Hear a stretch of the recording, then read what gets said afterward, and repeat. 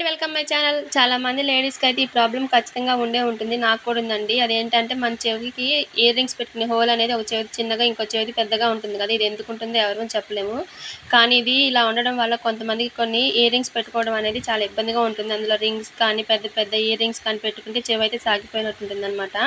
అలా ఉండకుండా ఉండాలంటే ఈ టిప్ అయితే ఖచ్చితంగా ఫాలో అవ్వండి. చాలా బాగా వర్కౌట్ అవుతుందనమాట. అదేంటంటే మన దగ్గరుండే చిన్న స్టంట్స్ ఉంటాయి కదండీ! దానికి సంబంధించిన ఒక ప్లాస్టిక్ రబ్బర్ అయితే ఈ విధంగా తీసుకొని రింగ్‌నైతే పెట్టేసి దాని బ్యాక్ సైడ్ ఉన్న సీలుకైతే ఈ విధంగా ప్లాస్టిక్‌ది మన బటన్ అయితే గట్టిగా పెట్టి ప్రెస్ చేయాలనమాట. అప్పుడు అది స్టిఫ్‌గా పట్టేస్తుంది మన చెవికి అలాగే రింగ్‌కి మధ్యలో.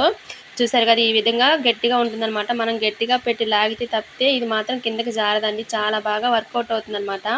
పెద్ద పెద్ద హెవీ ఇయర్ రింగ్స్ కూడా ఇది బాగా వర్కౌట్ అవుతుంది. ఖచ్చితంగా ఫాలో అయ్యి చూడండి. మీకైతే బాగా నచ్చుతుంది. చూసారు కదా!